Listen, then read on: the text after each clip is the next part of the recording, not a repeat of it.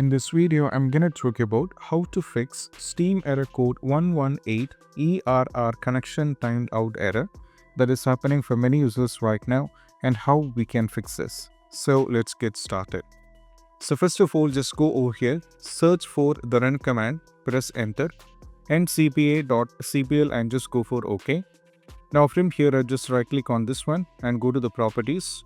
Now from here you have to go to Internet Protocol version 4 TCP/IPv4. Click on the properties. Now go to this one and you have to type here 88888884 and 4. Now just go for OK. Once the value is given, you have to close this and move to the next one. That is all about. Just go over here, search for the CMD. Make sure that you run it as an administrator and go for yes. Now type ipconfig, put a space /flush DNS and press enter. Once you're done with this one, you have to close this and you have to check.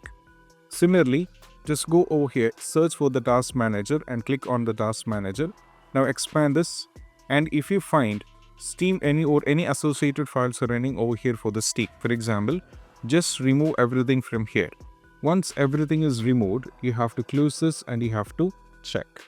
Next one is all about click on the file explorer, go to this PC, go to local disk C, go to program file x86, go for Steam, go for Steam apps, not go for Steam.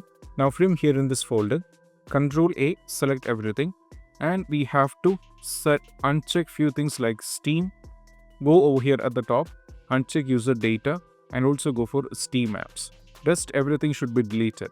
After everything is deleted, you have to scroll down and navigate to the Steam, right click and run as administrator. Then you have to check, and that might fix the issue. So these are the steps, and I hope this quick video is helpful. That's it. Bye bye.